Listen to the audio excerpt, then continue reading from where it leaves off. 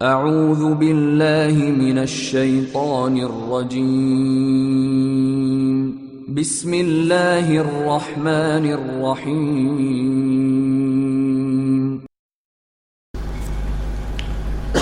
بسم اللہ الرحمن الرحیم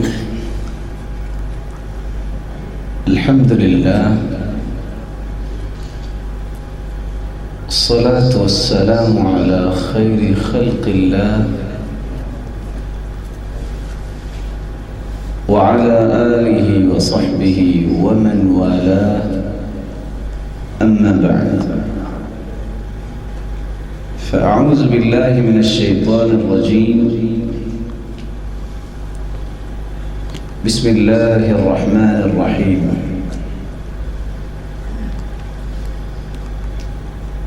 وإذ قال لقمان لابنه يعظه يا بني لا تشرك بالله إن الشرك لظلم عظيم. انتہائی قابل قدر لائق عزت تکریم سامعین محترم، اللہ رب العزت اس حقیقت کو بیان کر رہے ہیں کہ شرک بہت بڑا ظلم ہے. ظلم کا مطلب ہوتا ہے وضع الشیء علی غیر محلہ، کسی چیز کا غلط استعمال، کسی چیز کو اس کی جگہ پہ نہ رکھنا، یہ ظلم ہے. ہم سب کا خالق اور مالک اللہ رب العزت ہے. انسان مخلوق ہے، خالق اللہ تعالی ہے. مالک بھی وہ ہے، رازق بھی وہ ہے، قادر مطلق بھی وہ ہے. جب انسان اپنے خالق، اپنے مالک اور اپنے رازق کے ساتھ بے وفائی کرتا ہے، اس کی ذات میں، اس کی صفات میں اور اس کے افعال میں کسی کو شریک کر لیتا ہے، اسی چیز کا نام شرک ہے، جس سے اللہ رب العزت نے منع فرمایا اور اس کے بھیانک نتائج کو قرآن مجید میں کھول کھول کر بیان کیا کہ مخلوق کا کوئی بھی عنصر اور کوئی بھی اکائی اس گمبھیر مصیبت میں نہ پھنس جائے. آپ کو یاد ہوگا موسیٰ علیہ السلام کی قوم نے بچڑے کو پوجنا چاہا. جب بچڑے کی پوجا پاٹ کی، اس بے وفائی کی سزا کیا ملی؟ اللہ تعالیٰ نے حکم دے دیا، ایک ہیں یا سینکڑوں، بس ان کی گردنیں اتار دو. اتنا بڑا گناہ جس کی بخشش ہوگی نہیں اگر دنیا میں توبہ نہیں کی. وہ کون سا گناہ ہے؟ وہ شرک ہے. آج کی اس مجلس میں میری گفتگو کا محور 3 نکات ہوں گے. شرک کیا ہے اور شرک کے اسباب اور وسائل کون سے ہیں، کس طرح شرک انسان کرتا ہے، اور تیسرا نکتہ، کیا انسان اسلام کو قبول کر لینے کے بعد بھی شرکیہ اعمال کرتا ہے؟ کہ امت مسلمہ میں شرک موجود ہے اور اس کے بھیانک نتائج کون کون سے ہیں؟ الشرک، جس کا مطلب ہے الاشراک والمقارنہ، اور شرک کا لغوی معنی اگر تلاش کیا جائے تو اس کا مطلب ہوتا ہے حصہ. عربی زبان میں کہا جاتا ہے بیع شرکن من داری، اس کے گھر کا ایک حصہ بیچ دیا گیا ہے۔ شرک کا مطلب ہے حصہ۔ اسی قرآن مجید میں اللہ فرماتے ہیں وَمَا لَهُمْ فِيهِمَا مِنْ شِرْك۔ اللہ رب العزت کو چھوڑ کر جو لوگ کسی اور کی عبادت کرتے ہیں، اپنی دعا اور پکار کا رخ ان کی طرف کرتے ہیں، ان لوگوں کا زمین و آسمان کی تخلیق میں کوئی حصہ نہیں۔ اور دوسری جگہ فرمایا ام لہم شرک فی السماوات، کیا آسمان کی تخلیق میں ان کا کوئی حصہ ہے؟ اور موسیٰ علیہ السلام نے جب دعوتی مہم کو مضبوط و مربوط بنانے کے لیے دعا کی تو وہاں بھی لفظ کون سا استعمال کیا؟ وَاجْعَلْ لِي وَزِيرًا مِّنْ أَهْلِي هَارُونَ أَخِي، اور آگے کیا فرمایا؟ وَأَشْرِكْهُ فِي أَمْرِي، اے اللہ اس دعوتی مشن میں اس کو میرا حصے دار بنا دے، وہ بھی اس دعوتی مشن کی مضبوطی کے لیے میرا دست و بازو بن جائے۔ وَأَشْرِكْهُ فِي أَمْرِي، عربی زبان میں شراک تسمے کو کہتے ہیں، اور تسمہ بھی جوتی کا حصہ ہوتا ہے۔ الشریکہ جس کو آج کمپنی کا نام دیا جاتا ہے، شریکات جس کی جمع آتی ہے دو یا دو سے زائد حصوں کو ملا کر جو کمپنی بنائی جاتی ہے اس کو عربی زبان میں الشریکہ بولا جاتا ہے۔ الغرض شرک کا مطلب ہے حصہ۔ تو اصطلاحی معنی یہ نکلا کہ اللہ کی ذات میں، اس کی صفات میں، اس کے افعال میں کسی کو حصے دار بنا لینا یہ شرک ہے۔ اللہ رب العزت فرماتے ہیں وَإِلَٰهُكُمْ إِلَٰهٌ وَاحِدٌ لَا إِلَٰهَ إِلَّا هُوَ الرَّحْمَٰنُ الرَّحِيمُ۔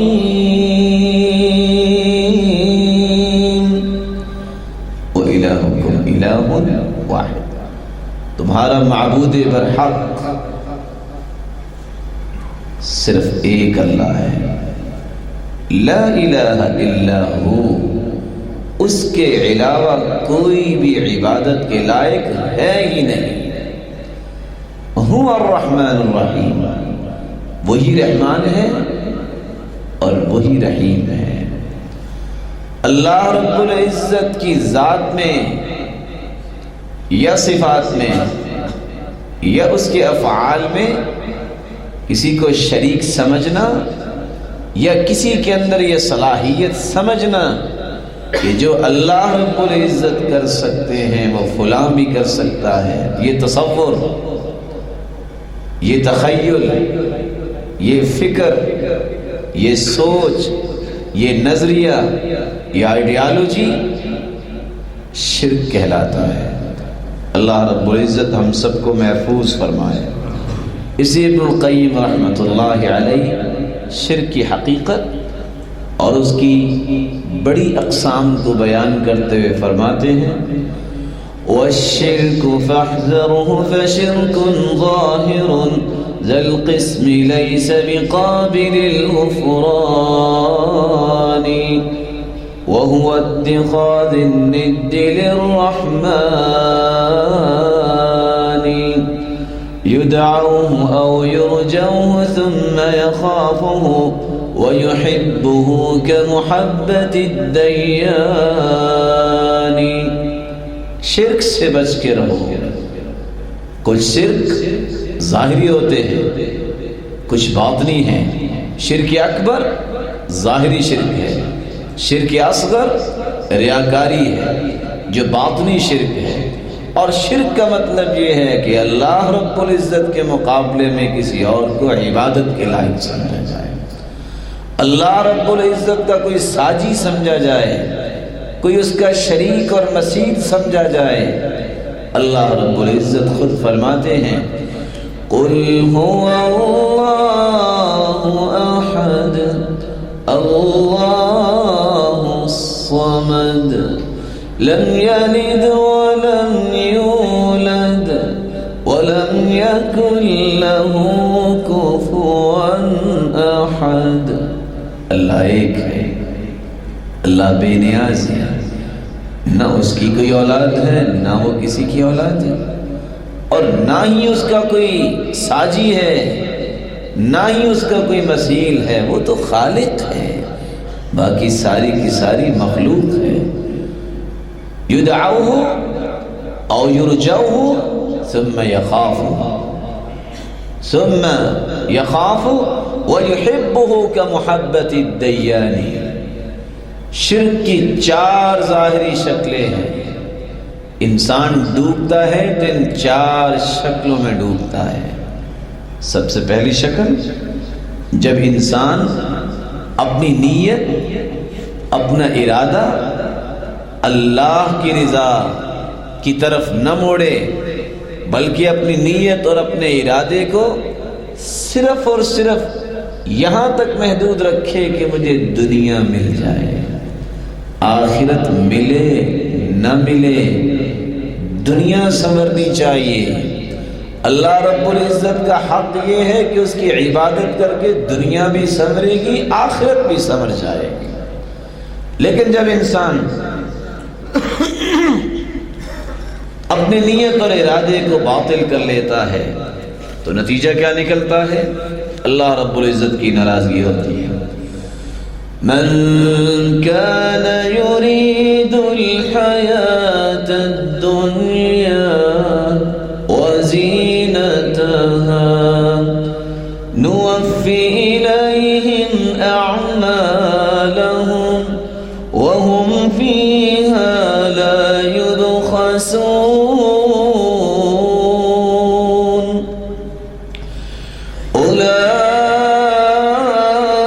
أولئك الذين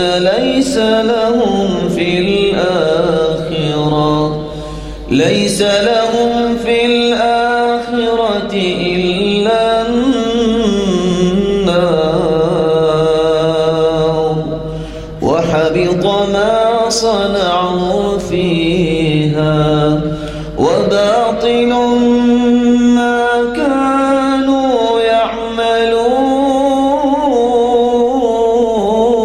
يعملون.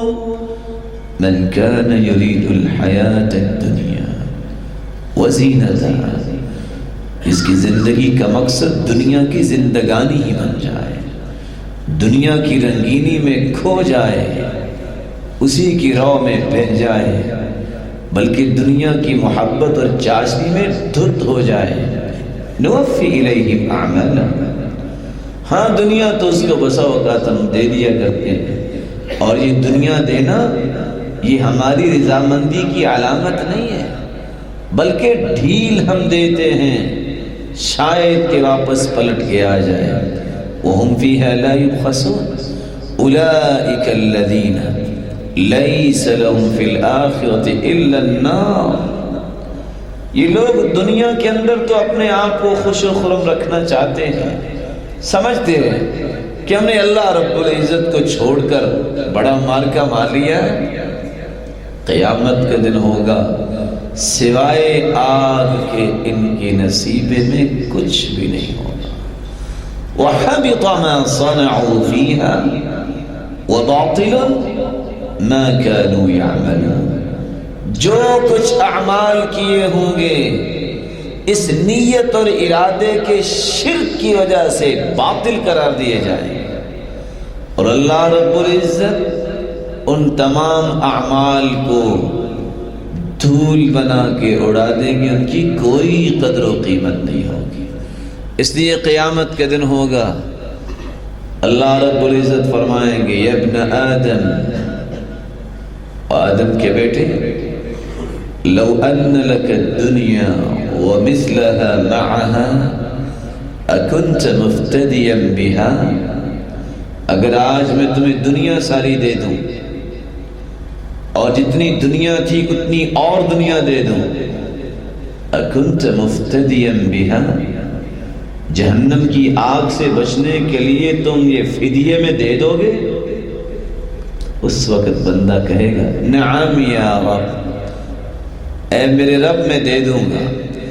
اللہ فرمائے گے لقد اردت منك اهون من هذا فابيت، میں نے دنیا میں تمہیں یہ کہا تھا کہ شرک نہ کرنا، میں یکتا ہوں، میں لسانی ہوں اور میں تنہا ہوں، نہ میری ذات میں کسی کو شریک بنانا، نہ صفات میں شریک بنانا، نہ میرے اعمال و افعال میں کسی کو شریک کرنا۔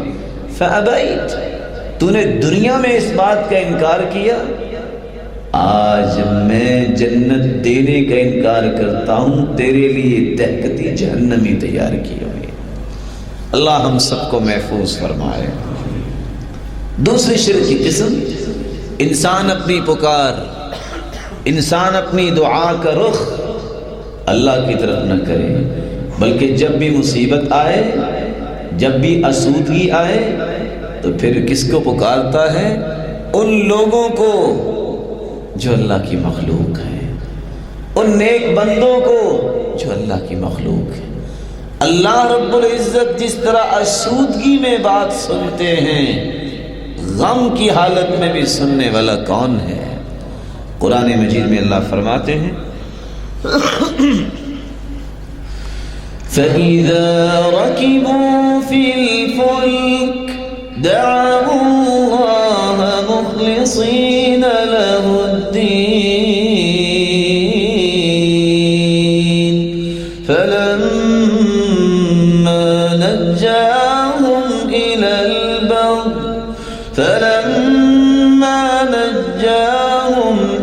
الْبَرِّ إِذَا هُمْ يُشْرِكُونَ۔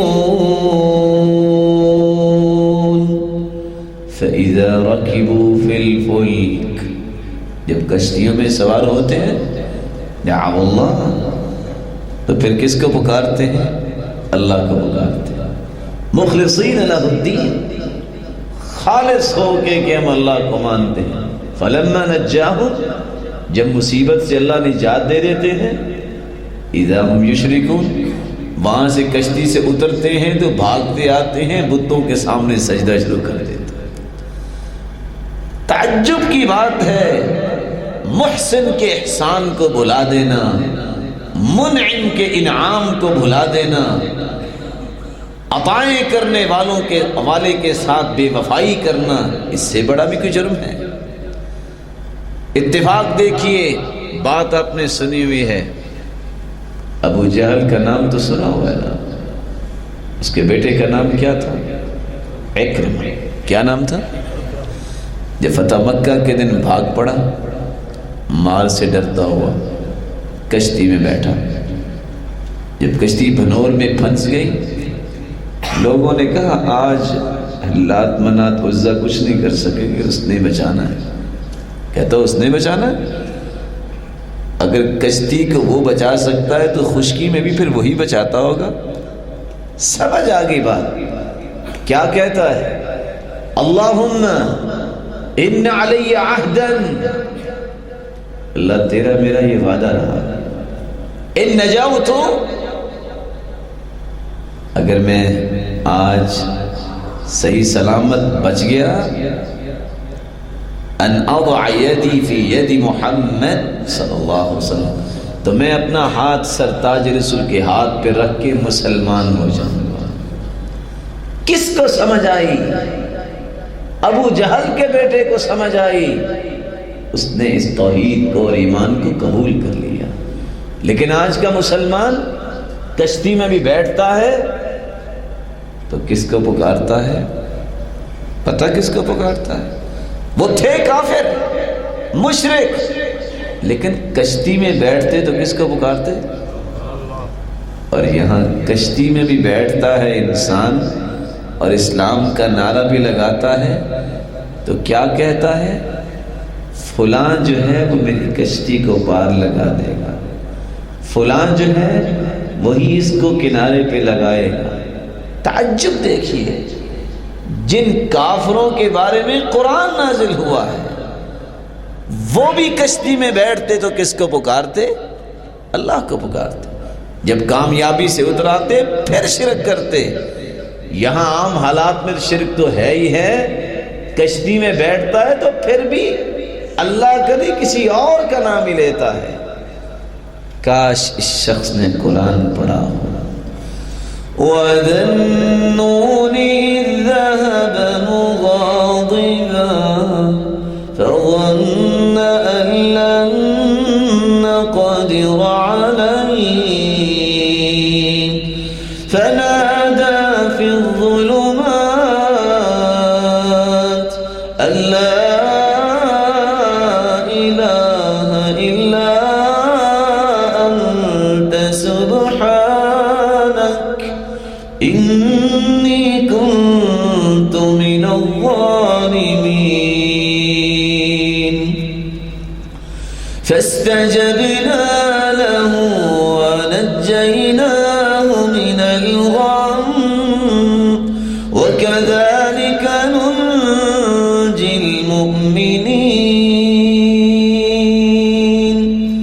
انبیاء تو پوری کائنات سے اعلیٰ ہوتے ہیں، چنیدہ ہستیاں ہوتی ہیں۔ اگر انبیاء میں سے یونس علیہ السلام نبی مچھلی کے پیٹ میں بھی ہیں تو انہوں نے بھی کس کو پکارا؟ اللہ کو پکارا۔ تو اللہ رب العزت کے متعلق نیت اور ارادے میں کسی کو شریک بنانا بھی شرک ہے، اور پکار اور دعا کا مستحق بھی کسی اور کو سمجھنا یہ شرک ہے۔ محبت جو اللہ رب العزت کے ساتھ کرنی چاہیے کہ پوری کائنات سے بڑھ کر اللہ سے محبت ہو۔ اگر یہی محبت مخلوق میں سے کسی کے ساتھ کی جائے یہ محبت ہے کہ اللہ کے سامنے اپنے سر کو جھکائے۔ اقرب ما یکون العبد من رحمت ربها اقرب ما یکون العبد من ربی، سب سے قریب انسان اللہ کے اس وقت ہوتا ہے جب وہ سجدے میں پڑا ہوتا ہے۔ سجدہ ہو، رکوع ہو، یہ دونوں کی دونوں عبادتیں اللہ کے لیے ہیں۔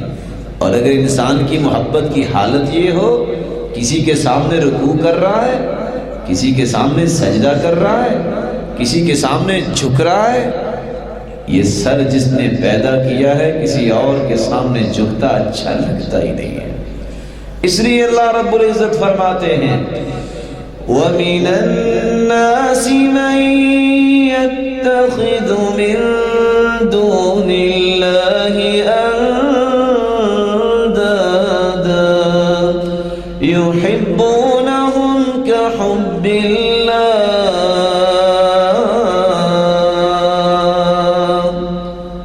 لوگوں میں سے ایسے لوگ بھی ہیں اللہ کے علاوہ جن کو شریک بنا رکھا ہے انہوں نے، یحبونہم کحب اللہ، جس طرح اللہ کے ساتھ محبت کرنی چاہیے وہ ان کے ساتھ ویسی ہی محبت کرتے ہیں۔ یہ محبت کا حق اللہ کا ہے، یہ کسی اور کو دے دینا یہ شرک ہے۔ چوتھی قسم اطاعت کا شرک۔ اطاعت و فرما برداری صرف اللہ تعالیٰ کی ہے۔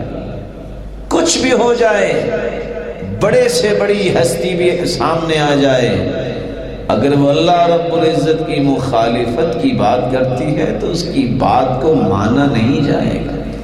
لا طاعت لمخلوق فی معصیت الخالق، اللہ کی نافرمانی جہاں ہو وہاں کسی کی اطاعت جائز ہی نہیں ہے۔ اللہ رب العزت فرماتے ہیں اتخذوا احبارهم ورهبانهم اربابا اتخذوا احبارهم ورهبانهم اربابا من دون الله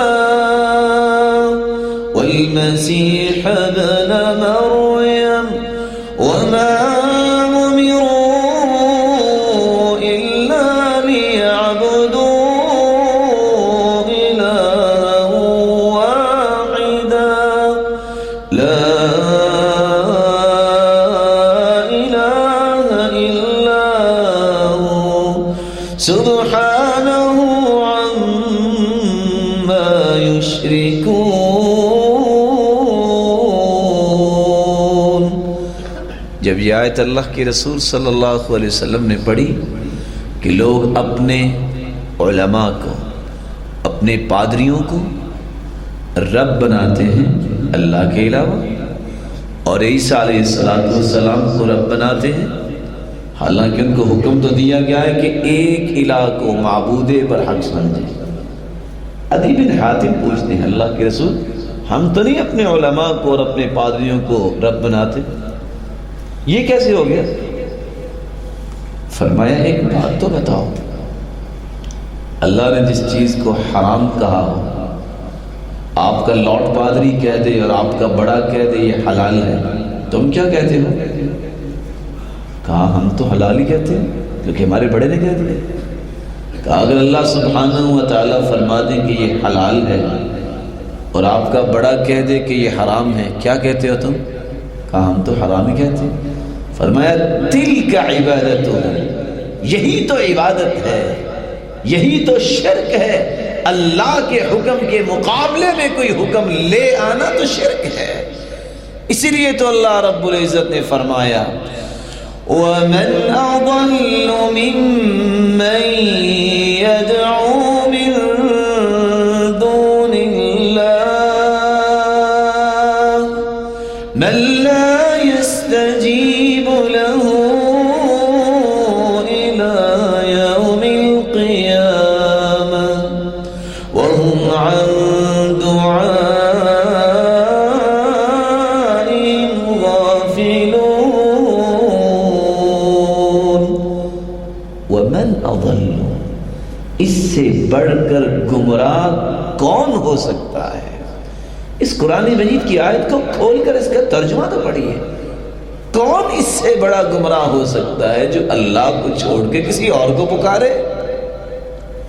من لا يستجیب له الى یوم القیامہ، قیامت کے دن تک اس کی التجا کو پورا کر ہی نہیں سکتا۔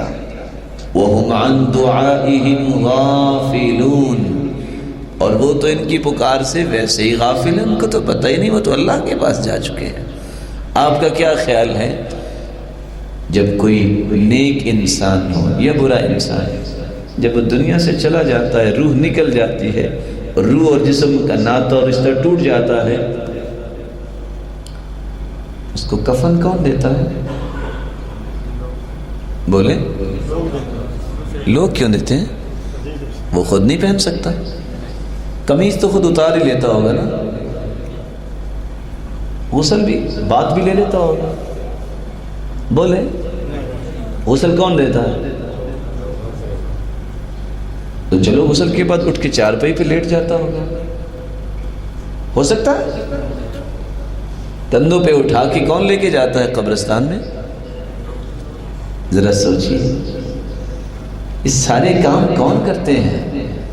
وہ محتاج ہے کہ اس کو غسل کوئی دے، وہ محتاج ہے اس کو کفن پہنایا جائے، وہ محتاج ہے اس کو کندھوں پہ اٹھا کے اس کا جنازگاہ کی طرف لے جایا جائے، اس کا جنازہ پڑھا جائے، وہ ہماری دعاؤں کا محتاج بن جاتا ہے۔ ہم کیا دعا کرتے ہیں؟ اللہم انہ قد اصبح فقیرا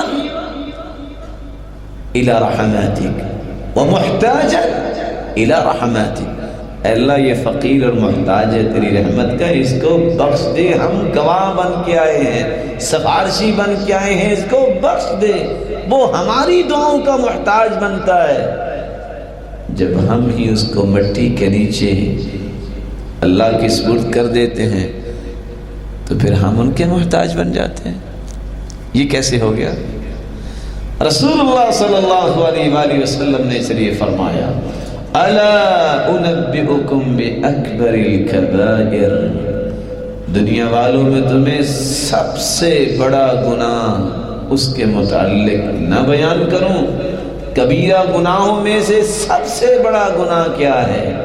الاشراک باللہ، اللہ کے ساتھ کسی کو شریک ٹھہرانا، اس کی ذات میں، اس کی صفات میں اور اس کے افعال میں۔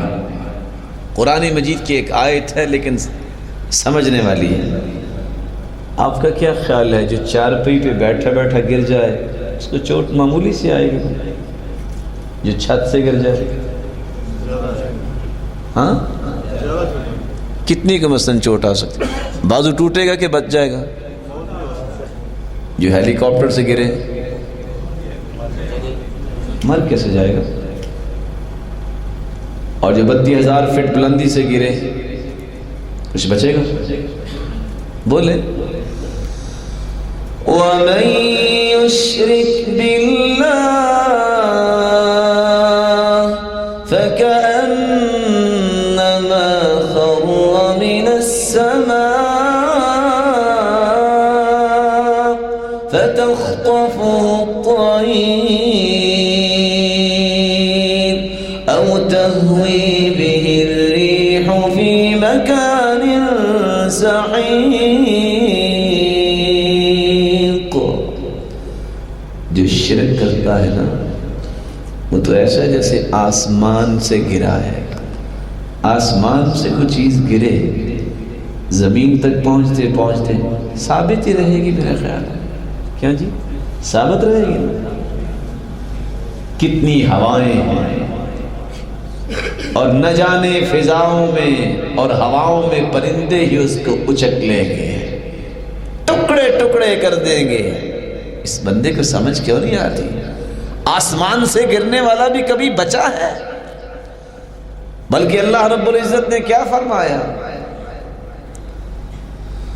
وَمَن يُشْرِكْ بِاللَّهِ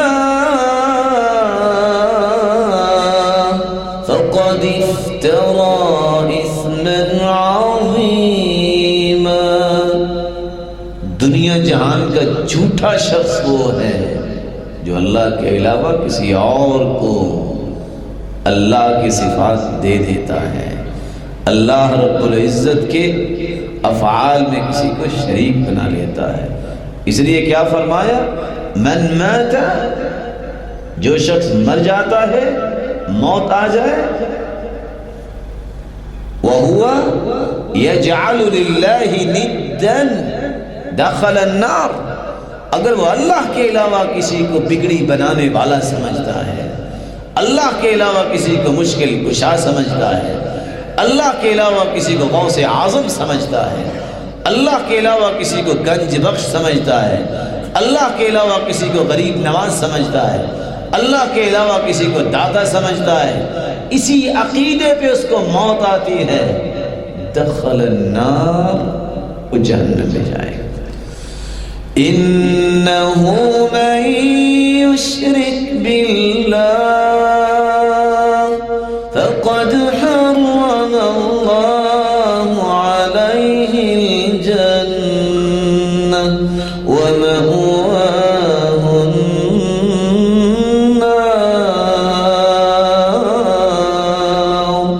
وَمَا لِلظَّالِمِينَ مِنْ أَنصَارٍ۔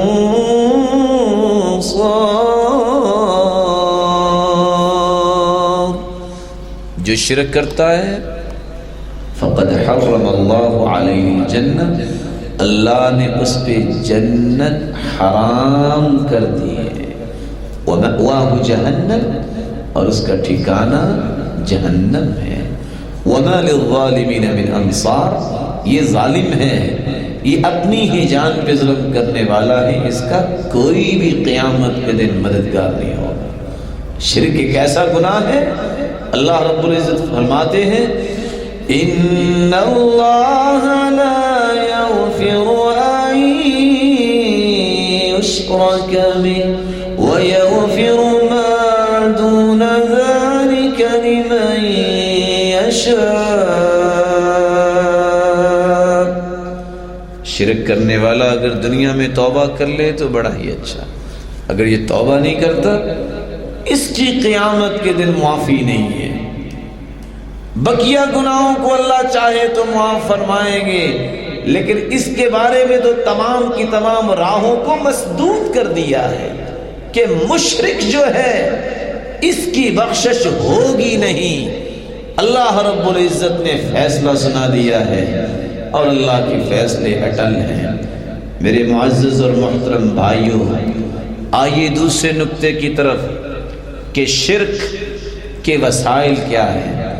آج امت اسلامیہ کن کن اسباب کو اختیار کیے ہوئے ہے جس کے نتیجے میں شرک ہو رہا ہے؟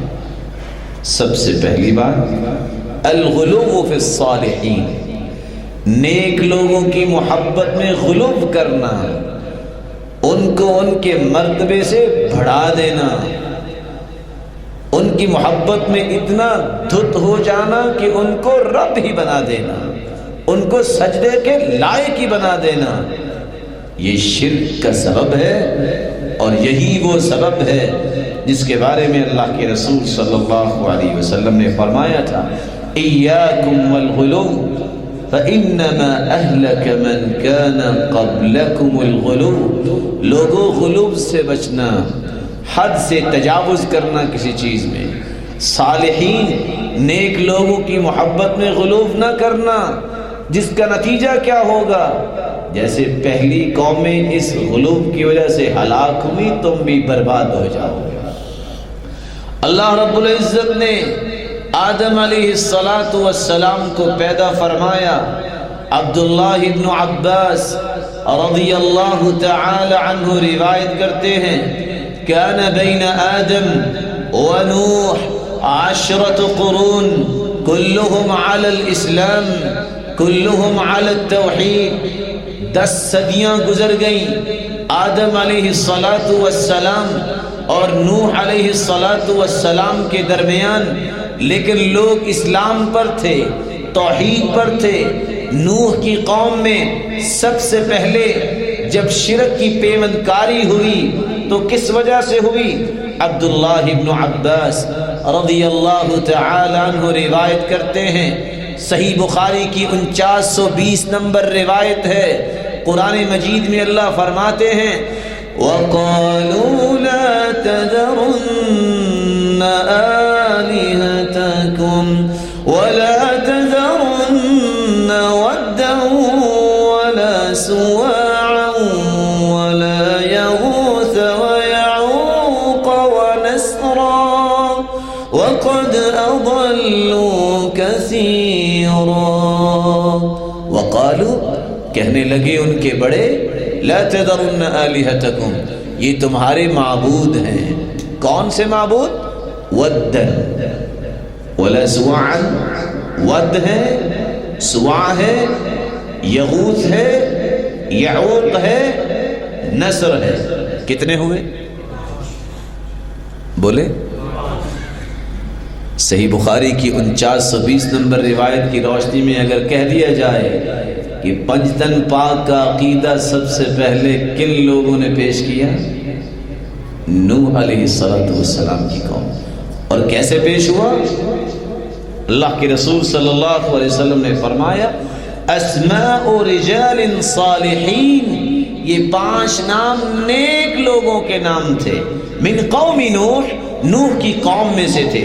فلما ہلکوا، جب یہ ہلاک ہو گئے، جب یہ فوت ہو گئے، اوحى الشیطان الى قومهم، شیطان نے قوم کو یہ بات بتائی ان انصبوا الى مجالسهم، کہ اپنی مجلسوں میں ان کی مورتیاں بنا کے رکھو، التي كانوا يجلسون فيها انصابا، جہاں وہ بیٹھ کے گفتگو کرتے ہیں، وسموها باسمائهم، اور ان کے نام بھی وہی رکھو جو ان کے نام تھے۔ ففعلوا، ان لوگوں نے ایسا ہی کیا، ولم تعبد، لیکن ابھی تک ان کی عبادت نہیں ہوتی تھی۔ حتی اذا ہلک اولئک، جب یہ لوگ دنیا سے چلے گئے، نیو جنریشن آئی، ونسی العلم عبیدت، شیطان نے کہا تمہارے باپ دادا تو ان کو سجدہ کرتے تھے، تم ویسے بیٹھے ہو، علم بھول گیا۔ پھر ان کی اولادوں نے ان کو سجدہ کرنا شروع کر دیا۔ تو سب سے پہلے شرک جو امت کے اندر آیا، جو مخلوق کے اندر آیا، وہ نیک لوگوں کی محبت میں غلو کرنے کی وجہ سے آیا۔ اس لیے اللہ کے رسول صلی اللہ علیہ وسلم نے فرمایا لا تطرونی کما اطرت النصارى ابن مریم، لوگوں مجھے اتنا بڑھا چڑھا کے بیان نہ کیا کرو جس طرح عیسائیوں نے عیسیٰ علیہ السلام کو اتنا بڑھایا کہ اللہ کا بیٹا بنا دیا، رب بنا دیا۔ فإنی عبد اللہ ورسولہ، میں اللہ کا بندہ ہوں، اللہ کا رسول ہوں۔ فقولوا عبد اللہ ورسولہ، تم بھی کہا کرو یہ اللہ کے بندے ہیں، یہ اللہ کے رسول ہیں۔ یہاں میں دو نقطے آپ کے سامنے رکھنا چاہوں گا۔ جب مکان بنتا ہے تو کتنی دیواریں کھڑی کرتے ہیں؟ بولے 4۔ آج 4 دیواریں اسلام کی گر رہی ہیں اور مسلمانوں کو پتہ ہی نہیں چلتا۔ کون کون سی دیواریں؟ سمجھنے والی۔ قرآن کہاں سے آیا؟ جواب دیجیے۔ اللہ کی طرف سے نازل ہوا ہے۔ وحی کا مطلب کیا ہے؟ پہلی دیوار اس وقت اسلام کی گر جاتی ہے جب اسلام کا نام لیوا یہ کہتا ہے کہ اللہ کے رسول عالم الغیب ہے، وہ غیب کو جاننے والے ہیں۔ پہلے تو ہم قرآن سے پوچھیں گے، قُلْ لَا يَعْلَمُ مَنْ فِي السَّمَاوَاتِ وَالْأَرْضِ الْغَيْبَ إِلَّا اللَّهُ وَمَا يَشْعُرُونَ أَيَّانَ يُبْعَثُونَ۔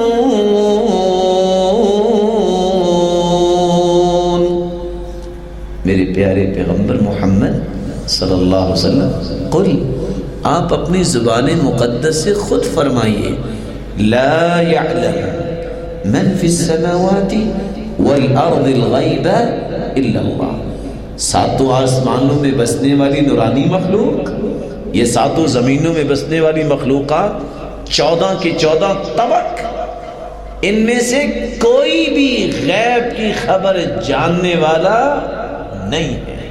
وَمَا يَشْعُرُونَ أَيَّانَ يُبْعَثُونَ، ان کو تو پتہ ہی نہیں ہے کہ قیامت کو انہوں نے اٹھنا کب ہے، یہ کب اٹھائے جائیں گے۔ اصل میں عالم الغیب کہنے سے ہوتا کیا ہے؟ انسان سمجھتا ہے کہ میں تعریف کر رہا ہوں، میری محبت ہے کہ میں کہتا ہوں اللہ کے رسول غیب جانتے ہیں۔ قرآن کہتا ہے اور خود اللہ کے رسول فرما رہے ہیں کہ غیب کا علم تو کسی کے پاس ہے ہی نہیں۔ اندازہ کیجئے یہ عقیدہ قرآن نے بیان کیا، اور یہی عقیدہ اللہ کی ہر مخلوق کا ہے جو اللہ کو ماننے والی ہے۔ چونٹی دیکھی ہوئی ہے؟ کس کس نے دیکھی ہوئی؟ میں صرف تھوڑا سا آپ کو ساتھ ملانا چاہتا ہوں بات۔ دیکھی ہوئی چونٹی آپ نے؟ لگتا ہے یہاں ماربل پہ نظر ہی نہیں آتی ہوگی۔ کتنا کو سارا ہے اس کا؟ ایک پاؤ کا تو سارا ہوگا نا اس کا؟ کتنا کو ہے؟ جواب دیجئے۔ چھوٹا سا اس کا وزن تو ہوگا نا اس چھوٹے سے کا؟ گرام بھی نہیں ہے، لیکن ہے تو چھوٹا سا لیکن ملی بالتوحید، توحید سے بھرا ہوا ہے۔ ٹوٹی ٹانگ ہے۔ سلیمان اپنے لشکر کو لے کے آ رہے ہیں علیہ الصلوۃ والسلام، اور یہ ٹوٹی ٹانگ والی چونٹی گھوم کر آواز کس کو دیتی ہے؟ اپنی قوم کو۔ یا ایھا النمل، او چونٹیو، ادخلوا مساکنکم، جلدی سے اپنے بلوں میں داخل ہو جاؤ۔ لا يحطمنكم سليمان وجنود وهم لا يشعرون۔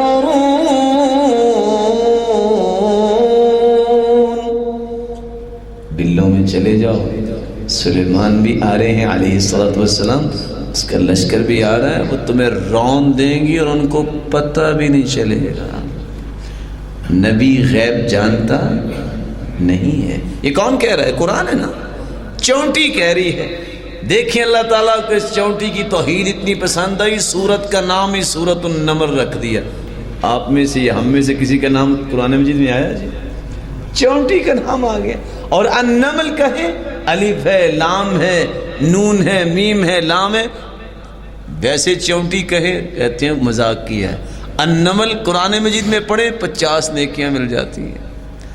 چھوٹی سی چونٹی کا بھی عقیدہ یہ ہے جو اللہ رب العزت نے سمجھایا ہے کہ اللہ کے علاوہ کوئی غیب جانتا نہیں. اصل بات کیا ہے جو میں سمجھانا چاہتا ہوں؟ اگر اللہ کے رسول غیب جانتے ہوتے تو پھر وحی کی ضرورت تھی؟ جواب دیں. وحی تو اس کی طرف ہی آتی ہے نا جس کو سکھانا ہو، بتانا ہو، سمجھانا ہو تاکہ وہ امت تک پیغام پہنچائیں. اگر غیب جانتے ہوتے تو پھر وحی نازل ہوتی؟ اصل بات یہ نہیں ہے کہ اللہ کے رسول غیب جانتے ہیں، وحی کا انکار ہے. وحی کا انکار ہے. اگر وحی نہیں ہے تو اسلام کہاں سے آ گیا؟ وحی کس پہ نازل ہوئی؟ بولیں. محمد رسول اللہ صلی اللہ علیہ وسلم. دوسری دیوار اس وقت گرتی ہے جب ہم سنتے ہیں کہنے والوں کی زبان سے. آپ کو تو شاید غصہ آتا ہوگا، مجھے ترس آتا ہے. مجھے کیوں ترس آتا ہے؟ سرتاج رسول تو یہودیوں کو بھی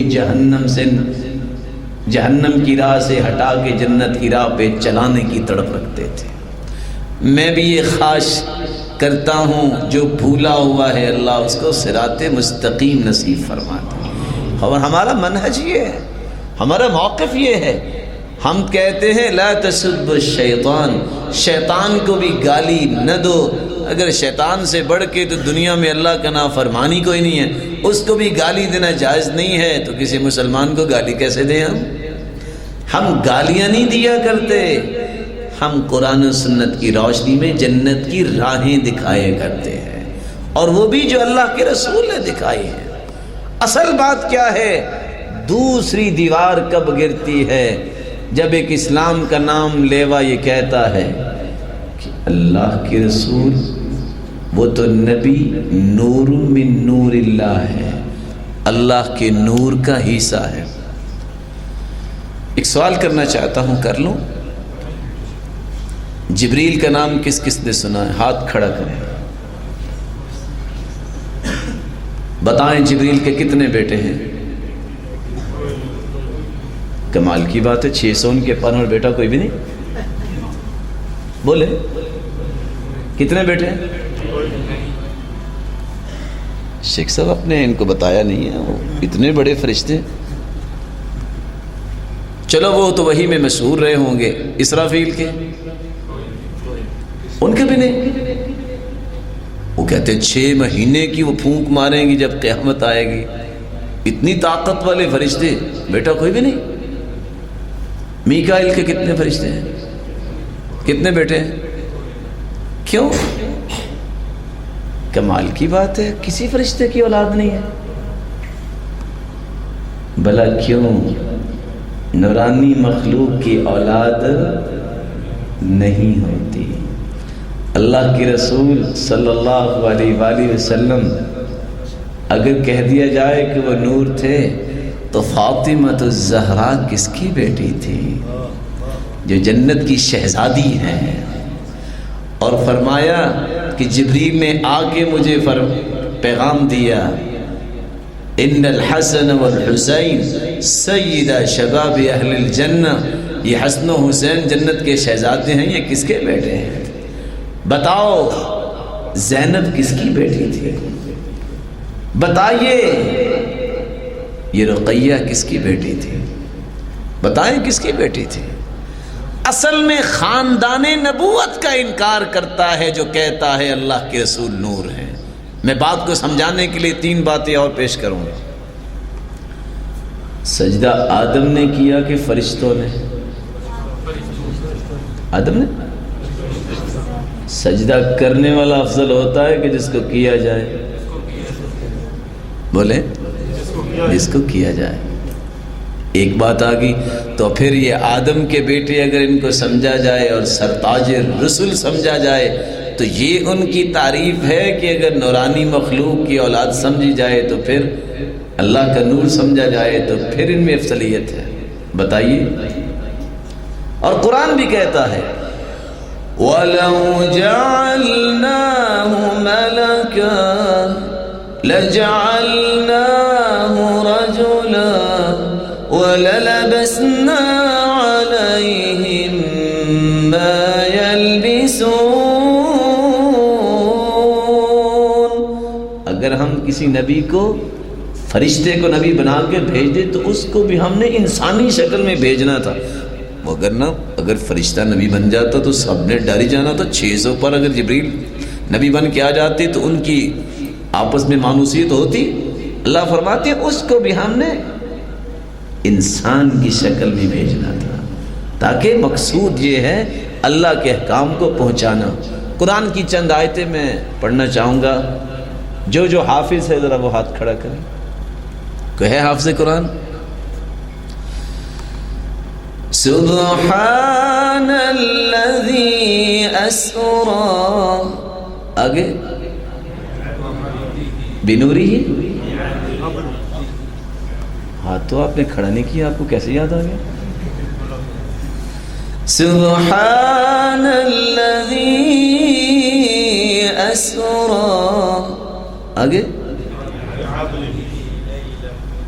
پاک ذات ہے وہ جس نے نور کو سیر کروائی کہ اپنے بندے کو بعبدہ لیلا من المسجد الحرام الى المسجد الاقصى. اب قرآن کی آیت کو میں کیا کروں؟ یہاں لفظی عبدی ہی ہے، شاید عبد کا مطلب نور ہی ہو، یہ تو نہیں کہیں. دوسری جگہ اللہ رب العزت فرماتے ہیں قل ان کنتم فی ریب مما نزلنا علی نوری نا آواز نہیں آ رہی. عبد کا مطلب کیا ہے؟ قرآن پڑھ رہے ہیں نا. علی عبدنا، علی عبدنا فأتوا بسورة من مثله وادعوا شهداءكم من دون الله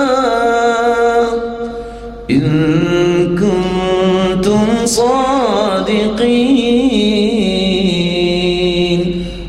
مکے والو اگر تمہیں اس بات میں شک ہے جو ہم نے قرآن نازل کیا اپنے بندے پہ. ابو جہل مکے میں اپنے آپ کو ابو الحکم کہلوانے والا،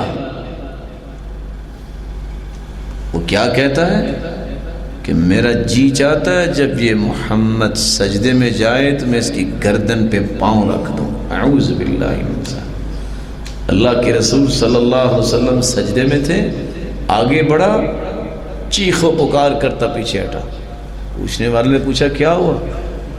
کہتا ہے اتنی آگ آگے سے پڑی ہے میں تمہیں کیا بتاؤں.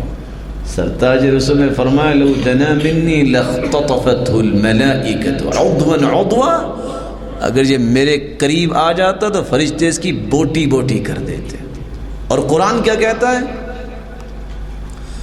اقرأ باسم ربك الذي خلق خلق الإنسان من علق اقرأ وربك الأكرم الذي علم بالقلم علم الإنسان ما لم يعلم. آگے کون سنائے گا؟ کسی کو یاد ہے سورہ؟ کلا ان الانسان لیطغى ان رآه استغنى ان الى ربك الرجعى ارأيت الذي ينهى نورا اذا صلى، بولے عبدا اذا صلى. قرآن کہہ رہا ہے اپنے پاس سے تو بات کرنا جائز بھی نہیں، اور ہماری جرت بھی نہیں ہے کہ ہم ایک کلمہ بھی پیش کر سکیں، اور ہماری حیثیت بھی کوئی نہیں ہے عبداً اذا صلی۔ تو جب کوئی یہ کہہ دیتا ہے کہ اللہ کے رسول نور ہیں، اسلام کی دیوار گر جاتی ہے، وہ خاندان نبوت کا انکار کر دیتا ہے۔ تیسری بات جو اس ضمن میں بیان کرنا چاہتا تھا، وقالت اليهود عزير ابن الله وقالت النصارى المسيح ابن الله ذلك قولهم بأفواههم يضاهئون قول الذين كفروا۔ قرآن کہتا ہے یہودیوں نے کہا کہ عزیر اللہ کے بیٹے ہیں، نور من نور اللہ، اللہ کے نور کا حصہ، اللہ کا حصہ ہی ہے، اور جب بیٹا ہوتا ہے وہ باپ کا حصہ ہوتا ہے۔ یہودیوں نے عزیر علیہ السلام کو اللہ کا بیٹا کہا، وہ بھی کافر۔ عیسائیوں نے عیسیٰ علیہ السلام کو اللہ کا بیٹا کہا۔ قرآن کہتا ہے یضاہئون قول الذین کفروا من قبل قاتلہم اللہ، اللہ ان کے ٹکڑے کرے، ان کا برا ہو۔ انا یؤفکون، یہ کہاں پھر رہے ہیں؟ یہودی عزیر علیہ السلام کو بیٹا کہیں تو وہ بھی کافر، عیسائی عیسیٰ علیہ السلام کو اللہ کا بیٹا کہیں، قرآن کہتا ہے کفروا، انہوں نے بھی کفر کیا۔ اگر اسلام کا نام لینے والا اس طرح کے الفاظ بول دے، اس کو خوف نہیں اللہ تعالیٰ کا آتا کہ میں کیا بن جاؤں گا؟ اور اللہ رب العزت قیامت کے دن مجھ سے پوچھیں گے تو میں کیا جواب دوں گا؟ تیسری دیوار اس وقت گر جاتی ہے جب ایک شخص کہتا ہے اللہ کے رسول ہر جگہ حاضر ناظر ہے۔ وہ ایک حدیث میں آتا ہے کہ وہ جب مدینے میں اونٹنی پہ بیٹھے تھے اللہ کے رسول، تو کس کے گھر کے سامنے بیٹھے تھی اونٹنی؟ بولے تو صحابہ کیا چاہت رکھتے تھے؟ ہمارے گھر میں آئیں کو کہتے تھے ہمارے گھر میں، تو وہ تو ہر جگہ موجود تھے، تو پھر خاص کیا مانا؟ آپ نے مکہ سے مدینہ ہجرت کی تھی بلا؟ کہتے ہیں وہ حدیث میں آتا ہے کہ غار ثور میں گئے، ہے غار ثور مکہ میں؟ بولیں کتنے دن رہے تھے وہاں؟ 3 دن۔ پھر کیا ہوا تھا؟ کہاں گئے تھے؟ دیکھ لیں، صحیح سی بات کر رہے ہیں، گئے تھے مدینہ۔ کہتے ہیں 8 دن میں پہنچے تھے، تو وہ تو مدینہ میں بھی تھے اور مکہ میں بھی تھے، تو جانے آنے کا کیا معنی ہوا؟ کیا معنی ہوا؟ اگر وہ ہر جگہ تھے اور ہیں، آج کہنے والے کہتے ہیں، میرے بھائیوں مکہ سے مدینہ ہجرت کا معنی کیا ہے؟ وہ ابو ایوب انصاری رضی اللہ تعالیٰ عنہ کی قسمت جاگی، ہر بندہ ہی بولتا ہے، وہ تو ہر گھر میں ہی تھے، تو پھر ابو ایوب انصاری کی قسمت اکیلے کی کیسے جاگی، باقیوں کی کیوں نہ جاگی؟ پڑھتے ہیں نا ہم کتابوں میں، میٹرک کا طالب علم بھی جانتا ہے کہ اونٹنی جا کے بیٹھی تو کہاں بیٹھی؟ صحابی کے گھر کے سامنے۔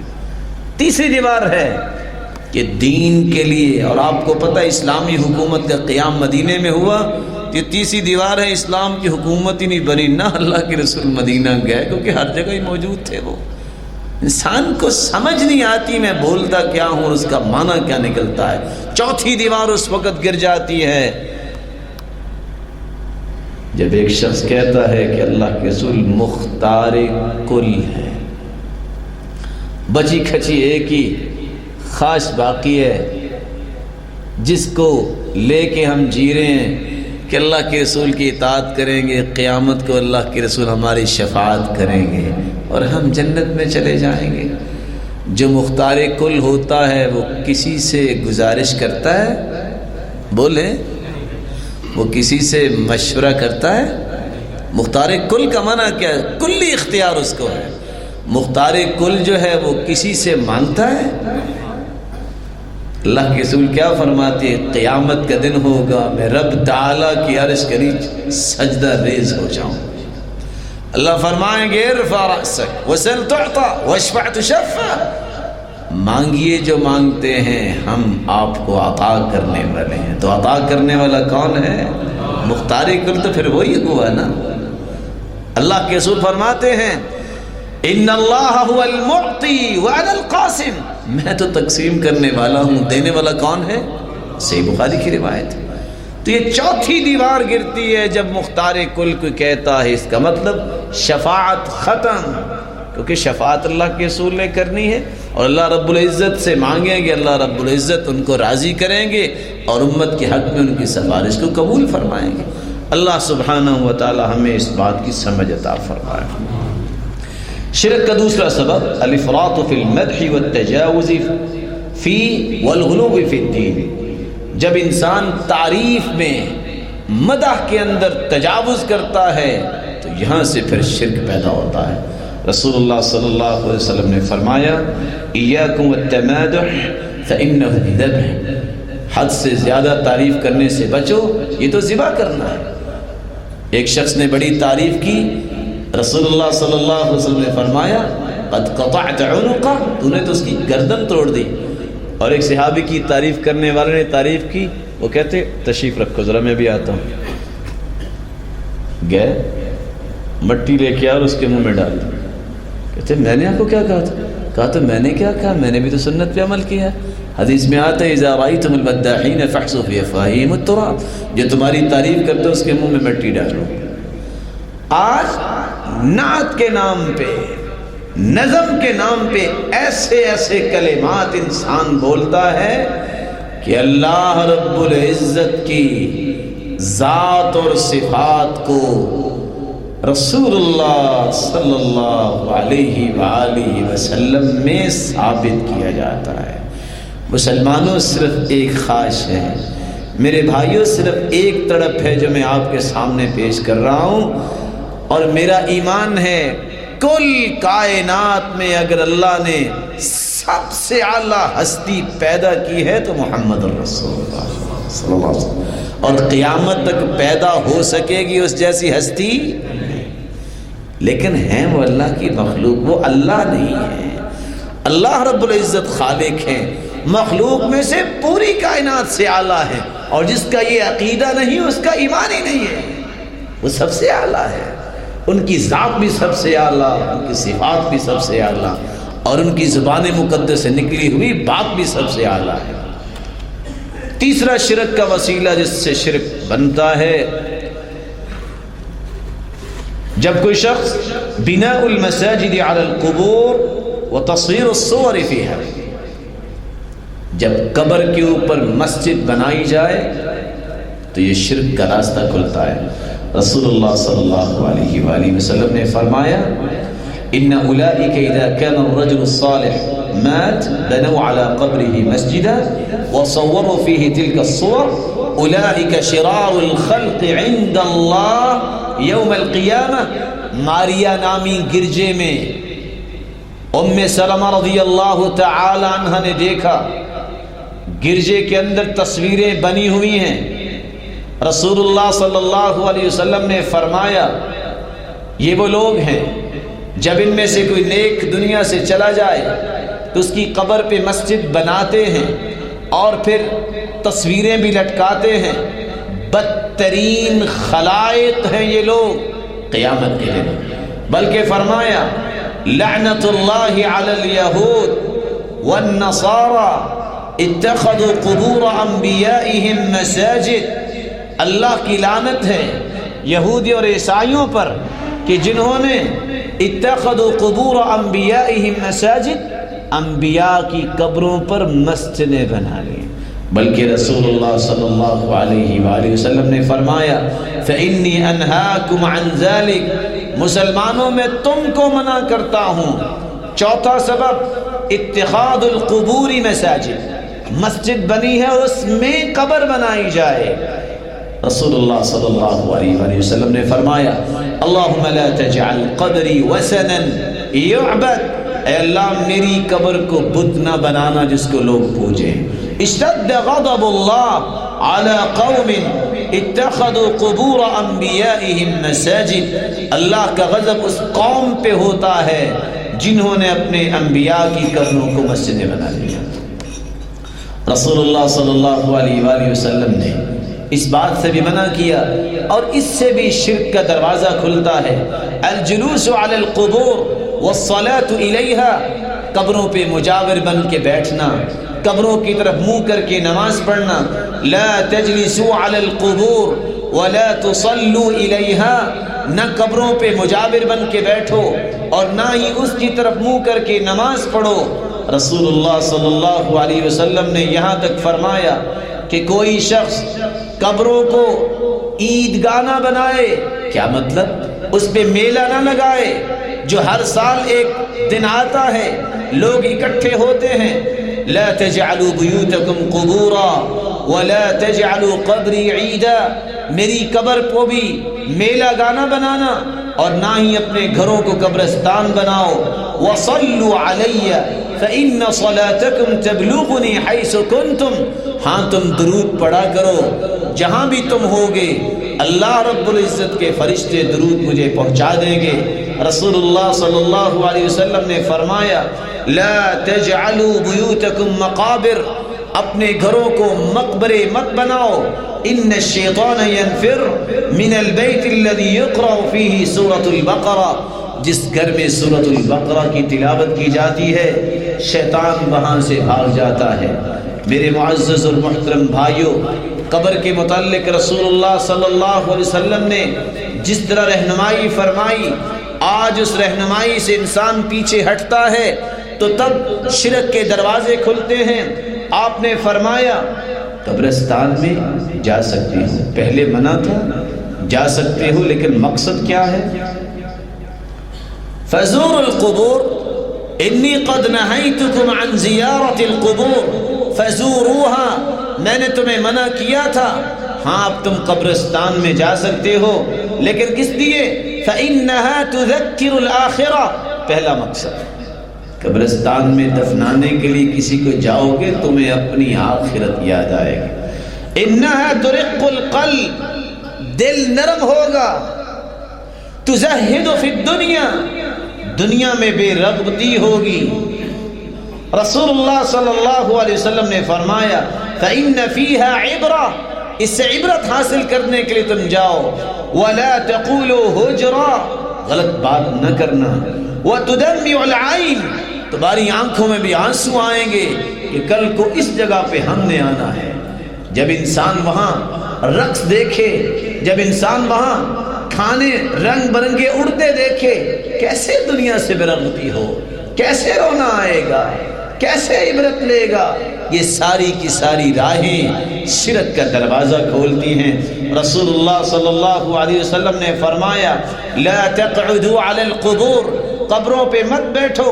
لا تجلسوا علی القبور، قبروں پہ مجاور بن کے مت بیٹھو، بلکہ فرمایا لا تصلوا الی القبور، قبروں کی طرف منہ کر کے نماز نہ پڑھو، بلکہ فرمایا، صحابی کہتے ہیں نہا رسول اللہ صلی اللہ علیہ وسلم ان یجصص القبر، قبروں کو پختہ بنانے سے منع فرمایا۔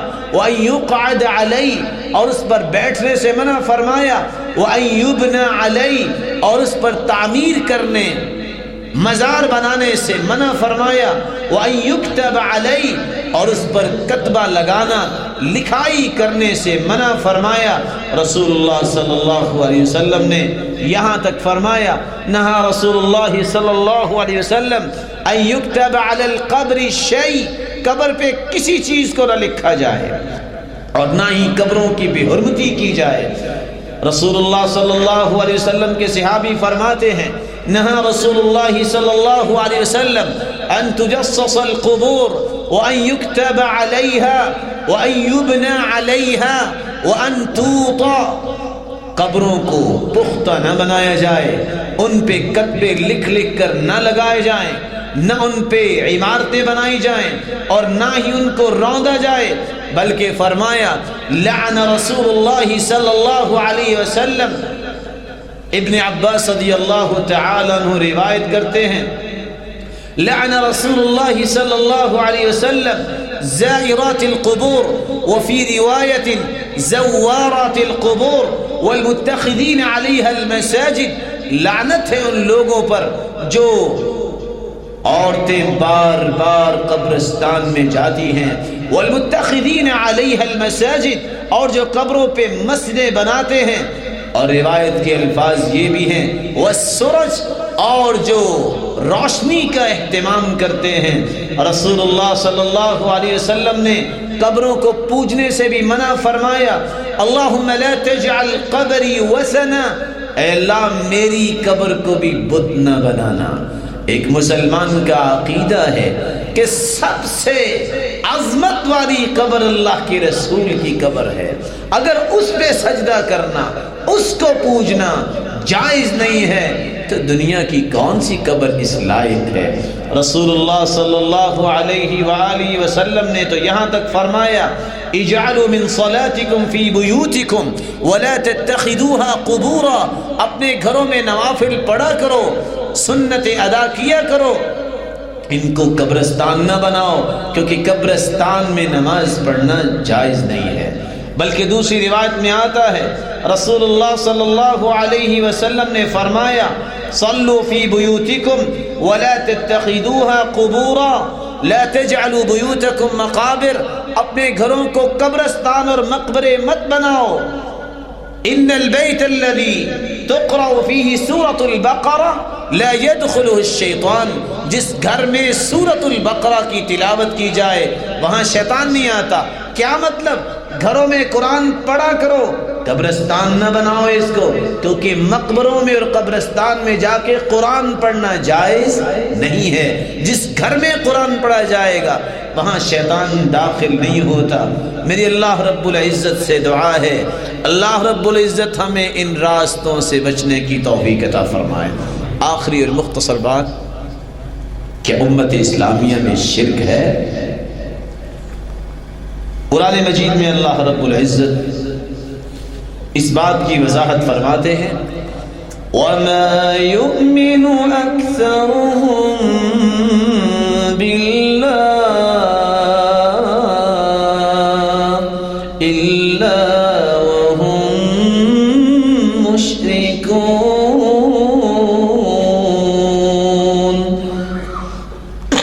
وَمَا يُؤْمِنُ أَكْثَرُهُم بِاللَّهِ، اکثر لوگ اللہ کو مانتے ہیں مگر اس طرح اس کے ساتھ دوسروں کو شریک بھی ٹھہراتے ہیں، شرک بھی کرتے ہیں۔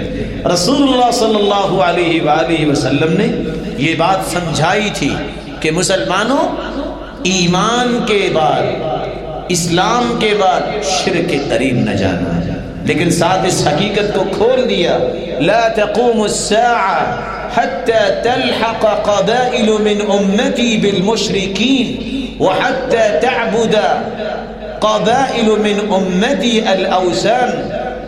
رسول اللہ صلی اللہ علیہ وسلم نے فرمایا اس وقت تک قیامت قائم نہیں ہوگی جب تک میری امت کے قبائل مشرکوں کے ساتھ نہیں مل جائیں گے، اور میری امت کے قبائل اوثان بتوں کی پوجا نہیں کریں گی۔ یہ ابو داؤد کی روایت ہے اور صحیح بخاری کی روایت ہے۔ رسول اللہ صلی اللہ علیہ وسلم نے فرمایا لا تقوم الساعة حتى تضطرب آلیات نساء دوس على ذی الخلصة، اس وقت تک قیامت نہیں آئے گی جب تک ذو الخلصة، وہ بت جس کی پوجا کی جاتی تھی، دوس قبیلے کی عورتیں اس کے پاس اس کا طواف کرتی نظر نہیں آئیں گی، تضطرب اچھلتی نظر نہیں آئیں گی۔ اور آج اگر اس روایت کو جو صحیح بخاری کی 7116 نمبر روایت ہے اس کی روشنی میں دیکھا جائے، جہاں بھی قبر ہے، مقبرہ ہے، مزار ہے، وہاں رقص ہوتا نظر آتا ہے کہ نہیں؟ کیا یہ شرک نہیں ہے جس کے بارے میں رسول اللہ صلی اللہ علیہ وسلم نے اسی وقت فرما دیا؟ ہاں اللہ کے رسول صلی اللہ علیہ وسلم نے یہ بھی فرمایا لا يذهب الليل والنهار حتى تعبد اللات والعزى، اس وقت تک دن رات ختم نہیں ہوں گے جب تک لات عزا کی دوبارہ پرستش لوگ نہیں کریں گے۔ یعنی کیسا وقت آئے گا لوگ دین سے منحرف ہو کر شرک میں پڑ جائیں گے۔ بلکہ رسول اللہ صلی اللہ علیہ وآلہ وسلم نے فرمایا ان الشیطان قد آئس ان يعبده المصلون فی جزیرۃ العرب ولیکن فی التحریش بینہم، شیطان جزیرہ عرب میں مایوس ہو چکا ہے کہ نماز پڑھنے والے توحید والے اس کی بات مانیں گے، ہاں ان میں تنازعات پیدا کرنے کے میں کامیاب ہوگا، لڑائیاں کروانے میں شیطان کامیاب ہوگا، لیکن شیطان کو اس بات میں کامیابی نہیں ہوگی کہ وہ جزیرہ عرب میں توحید کو کچل دے۔ رسول اللہ صلی اللہ علیہ وآلہ وسلم نے یہ بات سمجھائی کہ میری امت پہ ایسا وقت آئے گا جب وہ قرآن و سنت سے انحراف کریں گے تو پھر شرک کے راستے کو اختیار کریں گے۔ اللہ ہم سب کو محفوظ فرمائے۔ رسول اللہ صلی اللہ علیہ وآلہ وسلم کا یہ فرمان، واللہ ما اخاف علیکم ان تشرکوا بعدی، میرے صحابہ مجھے اس بات کا اندیشہ نہیں کہ تم سب میرے بعد شرک کرو گے۔ پوری امت شرک نہیں کرے گی، ایمان پہ قائم رہنے والے ایمان پہ قائم رہیں گے، توحید پہ قائم رہنے والے توحید پہ قائم رہیں گے۔ ہاں جو قرآن کے احکامات کو پس پش ڈالے گا، اپنی خواہشات کی تکمیل کرے گا اور اپنے بڑوں کی باتوں میں لگ جائے گا، قرآن سے ڈائریکٹ روشنی نہیں لے گا، شرک کے دروازے جو کھلے ہوئے ہیں ان کے احتیاط نہیں کرے گا، ان سے بچے گا نہیں، وہ شرک میں ملوث ہوگا۔ اندازہ کیجئے ابراہیم علیہ السلام، اللہ کے رسول کے جد امجد، وہ کیا دعا کر رہے ہیں؟ وَإِذْ قَالَ إِبْرَاهِيمُ رَبِّ اجْعَلْ هَذَا الْبَلَدَ آمِنًا وَاجْنُبْنِي وَبَنِيَّ أَن نَّعْبُدَ الْأَصْنَامَ۔ اے اللہ، میں یہ دعا کرتا ہوں اس مکہ شہر کو امن والا شہر بنا، مجھے بھی اور میری اولاد کو بچانا کہ ہم بتوں کی پوجا کریں۔ ہیں ابراہیم علیہ السلام، لیکن اپنے بارے میں اور اپنی اولاد کے بارے میں اللہ سے التجا کر رہے ہیں۔ کیا التجا کر رہے ہیں؟ کہ میری اولاد شرک نہ کرے۔ پتہ یہ چلا امت میں شرک موجود ہے، یہ بہت بڑا فتنہ ہے کہ یہ روایت پیش کر کے کہ امت مشرک ہو ہی نہیں سکتی اور شرک کے دروازے کھولے جا چکے ہیں۔ اللہ سے دعا کیجئے اللہ رب العزت ہر ایک کو صراط مستقیم نصیب فرمائے، توحید نصیب فرمائے، ایسا قول و عمل نصیب فرمائے جس سے اللہ راضی ہو جائے۔ اور یاد رکھنا میرے بھائیو، قرآن کا راز راز ہے، جس کی سمجھ میں آ جائے وہ کامیاب ہے اور جس کی سمجھ میں نہ آئے وہ ناکام ہے۔ وہ کون سا راز ہے؟ الذین آمنوا ولم يلبسوا ایمانهم بظلم اولئک لهم الامن وهم مہتدون۔ جو لوگ ایمان کو قبول کرتے ہیں، اپنی توحید کو خالص کر لیتے ہیں اور شرک کی آمیزش نہیں کرتے، اللہ کا یہ وعدہ ہے امن بھی ان کے لیے اور ہدایت یافتہ بھی یہی لوگ ہیں۔ اللہ ہمیں ہدایت یافتہ بنا دے اور ہمیں امن والے بنا دے، اور جہاں بھی رہ رہے ہیں اللہ تعالیٰ اس کو امن و استقرار کا گہوارہ بنا دے۔ دعا کیجئے جو روحانی یا جسمانی بیمار ہیں اللہ تعالیٰ ان کی بیماری کو شفا بنا دے، کسی مصیبت میں اللہ تعالیٰ ان کی مصیبت کو خوشیاں بنا دے، جو کسی تنگی میں اللہ تنگی کو آسانیاں بنا دے، صاحب اولاد کی اولاد کو نیک بنائے اور دست و بازو بنائے، آنکھوں کی ٹھنڈک بنائے اور صدقہ جاریہ بنائے، اور بے اولاد کی جھولیوں کو بھی اللہ تعالیٰ بارونق بنا دے، صاحب مال کے مال میں برکت فرمائے اور تقوی نصیب فرمائے اور فتنوں اور آزمائشوں سے بچائے، اور اللہ رب العزت بے روزگار کو بھی تونگر بنائے اور مقروض کی بھی غیبی خزانوں سے مدد فرمائے۔ اللہ رب العزت مسلمانوں کی مدد فرمائے اور توحید نصیب فرمائے۔ اللہ رب العزت اس مملکہ کو بھی امن و استقرار کا گہوارہ بنائے، اور اللہ رب العزت امت اسلامیہ پہ رحمت کا نزول فرمائے، اور اللہ رب العزت ہمیں جب تک رکھے ایمان سے رکھے، جب بلائے تو ایمان کی خوبصورت کیفیت میں بلائے، جس طرح آج ہم اللہ کے گھر میں جمع ہیں، اللہ ہمیں اپنی جنت الفردوس میں جمع فرمائے۔ اقول ما تسمعون واستغفر الله العظيم الجليل لي ولكم ولسائر المسلمين من كل ذنب فاستغفروه إنه هو الغفور الرحيم۔